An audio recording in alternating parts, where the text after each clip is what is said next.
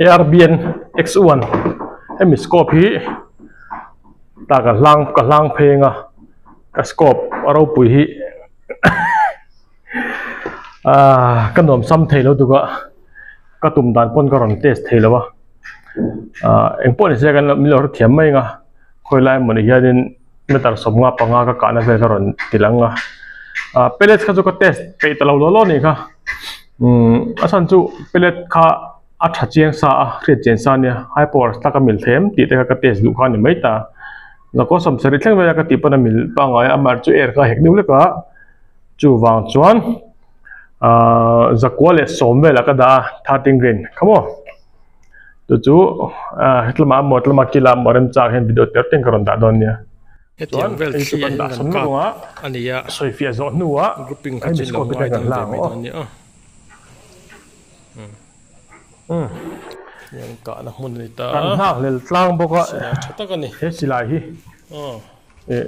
ora phonograph to polo vu vu ni silai khim khim hi silai thata ka ni man pon wa ma tle ma chip che le ka ti kan tumanga hi aplina mania si sa ta lo chiang chia lo ba tinglai vela mo he screen ron zia kan tum mai don ni chuan ei carbon fiber bottle ania version zo kan nia aluminum bottle version om boka carbon fiber bottle hi noi khat si khat le sanga ania aluminum hi noi khat si khat le zakwa te noi khat si khat le sang khat te zuar te ma ha cheng pon se zuar tu zero ni me 0.42 liter aron king tela regulator hi external adjust ania chon trigger hi ane me ma ten han lo tila first stage an top cha da second stage kan met dan tlang pui thi na ni silai danga chon hei chu tikhan ni hal mai ta anem to ka match grade tak tak ania te me je te kha to ka ni a silencer po se thajeng zong boka a zoi ko meri bo te kan khoi ta de nei te kha na zo der ani trigger hi man thiam lo chon kepon ka accurate thelo pha first stage second stage kalo mang thang to dole ka ama chon match siang hian ka manga single stage ka thina amar chu hunting in ni hunting trigger in a claima pool dole nga hian ka da chu ban chon aron ne ma claim ti phejamin ti bodole ka abat hi hei kan huangin folding ania tlama hianin PP camera le PP harne da bon ka vuat thina tingi te mak na thimo yan try me ma ta theilaw ni chuanin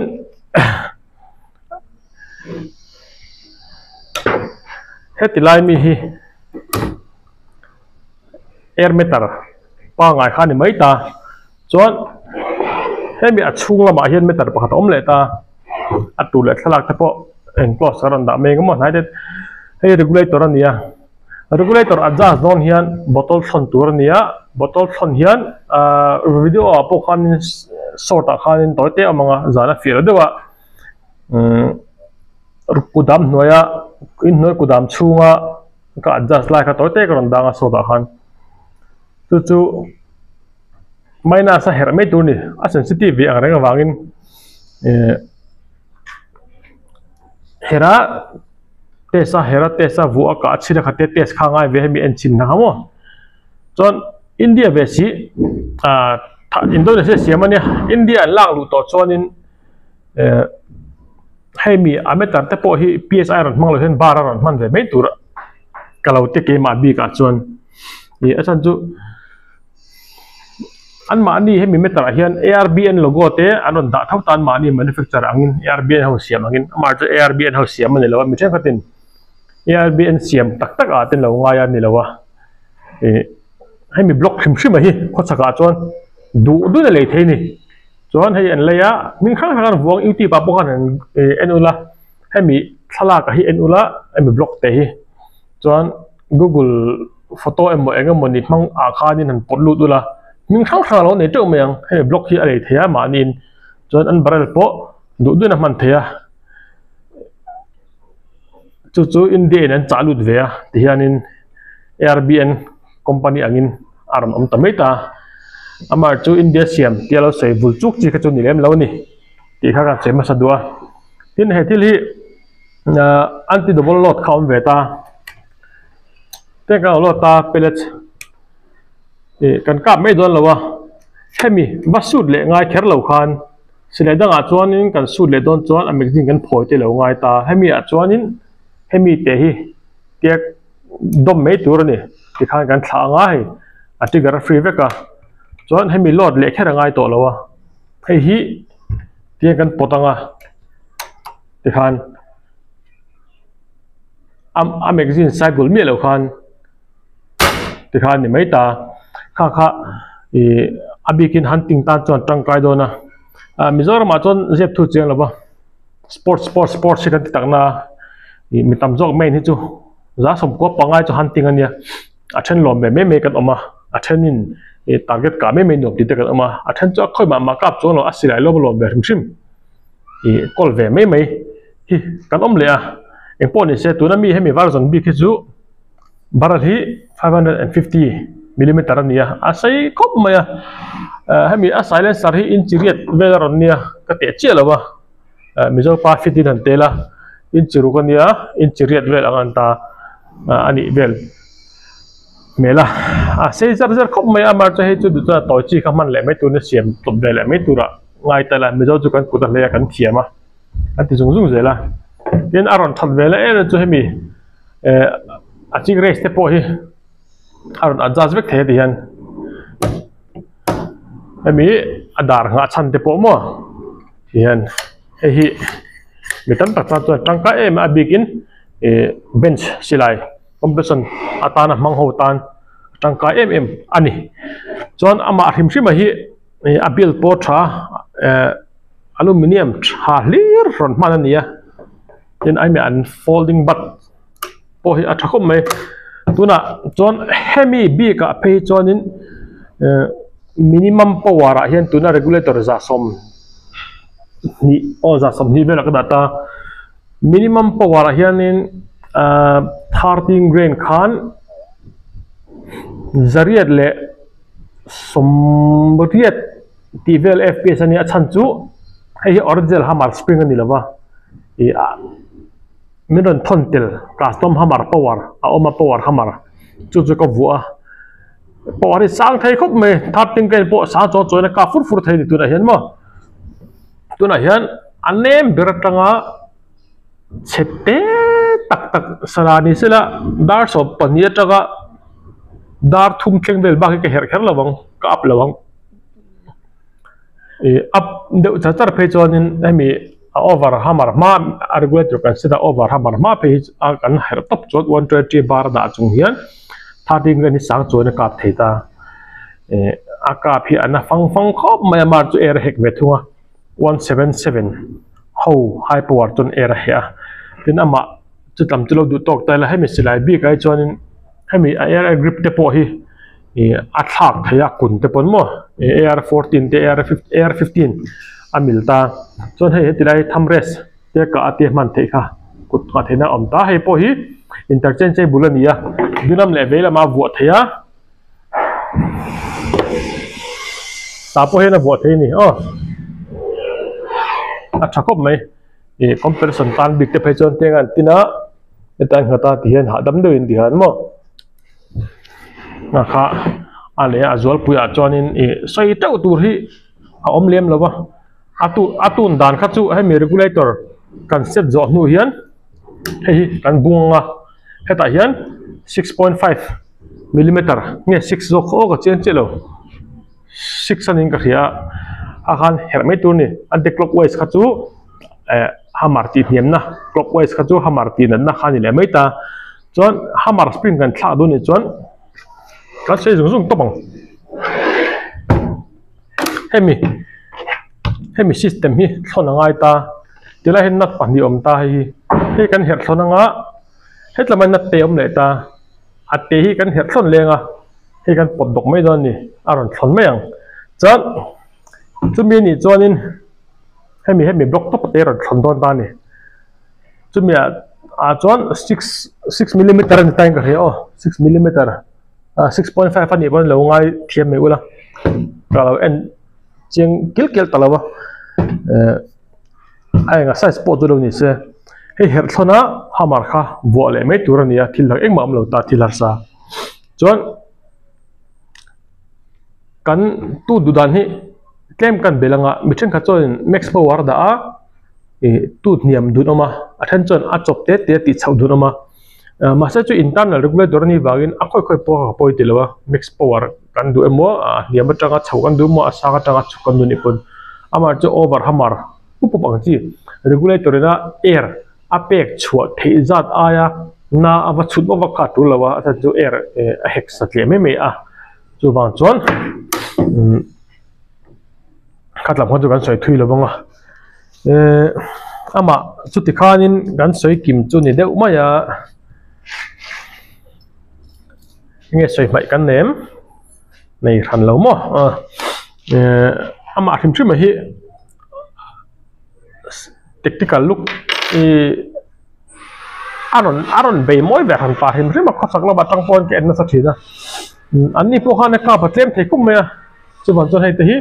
500 580 ti te 600 ten watt hina bottle po hi abi kin kho saka chon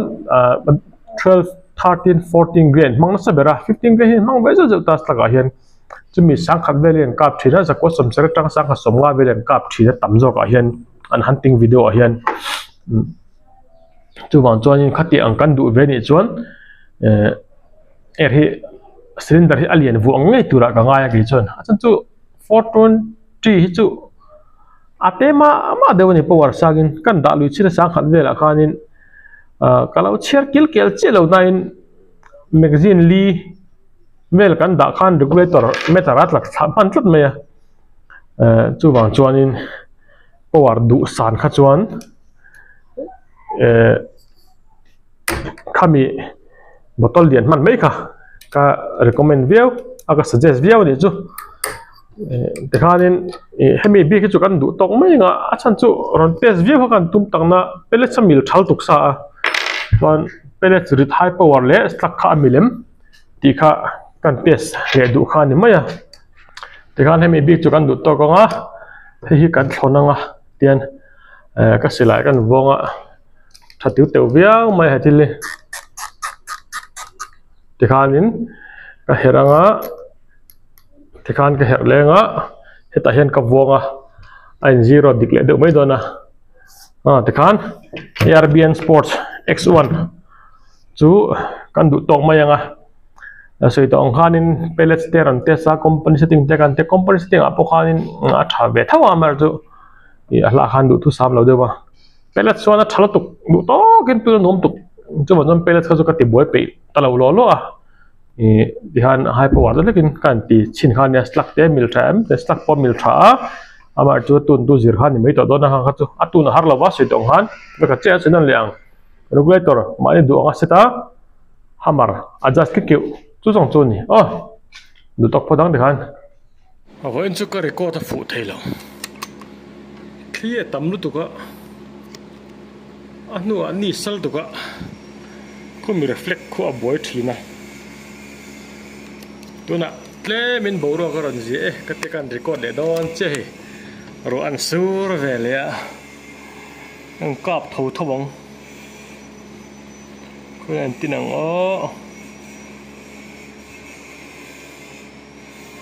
hetiang vel thlia hin kan keng tel ania grouping khatchin lo ngai dam ve mai don ni ati ngai na tak tak ba gom lo ni ta zong tra kung te pot pulo lob lel mai di hen mo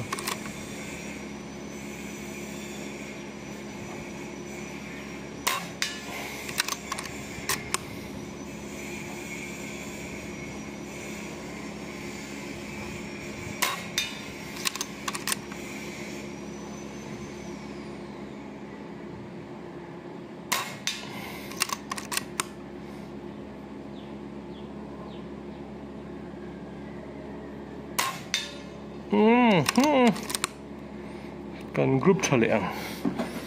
amu soi om na lai kha ni mai the ni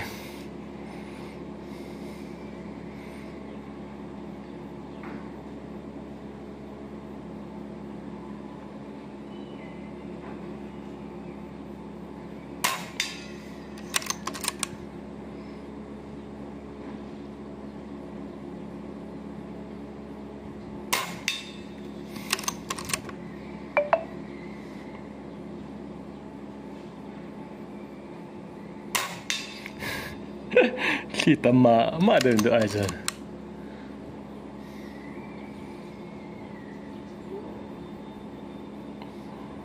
ของกันมาเทมที่เขา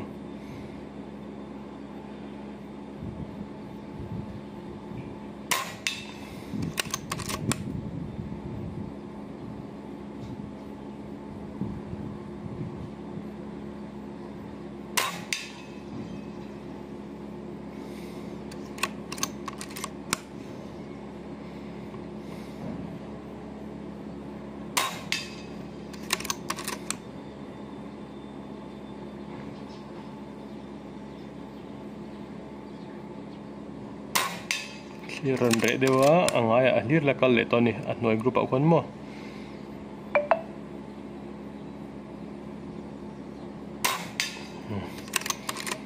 เมนกรุ๊ปอะไรคนละกันนี่จะทิ้งตำด้วยชอบเสาตีเหล่าเขาจ้ะ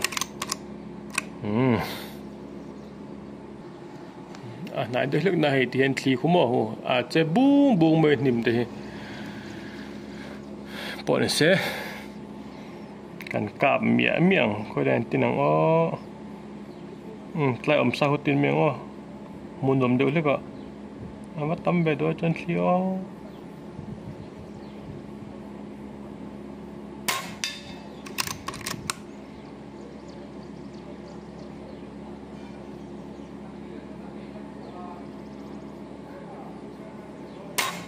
ที่อมเราวิ่งฟงตะกะกะก็จากเล่มไหม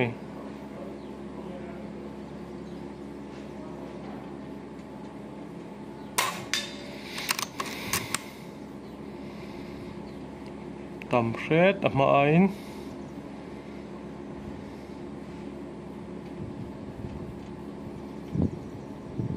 ตำมาหาแล้วกัน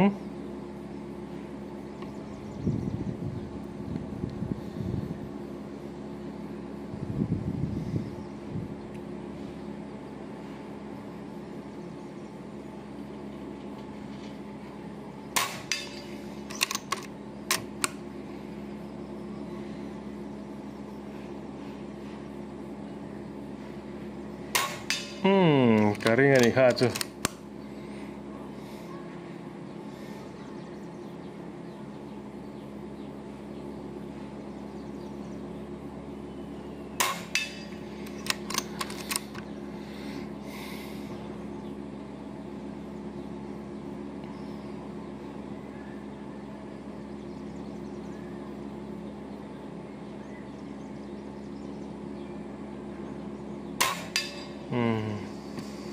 Main group ko en meng khi han tam zol changa per kha chu kan ngai dam mai don nia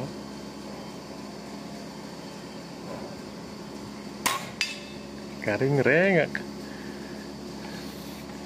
kan phaim ka rela vai do ai ne lo de mo so tire la so lang phaim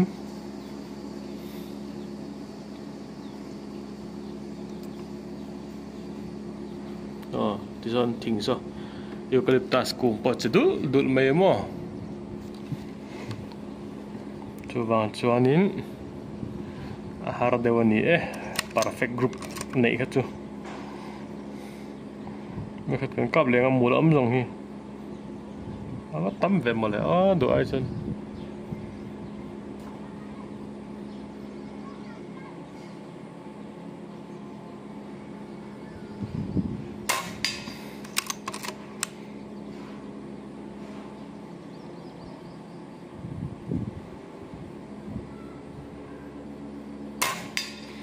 amu som pakhat na vela hen amu parmong chiama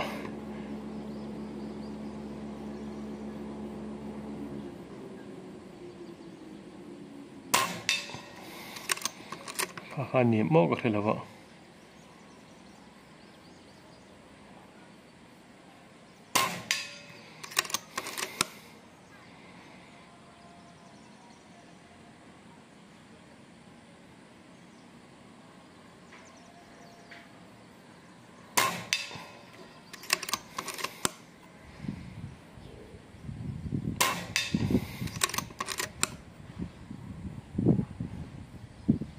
tầm mà kan kap thawang apertador mai kha chu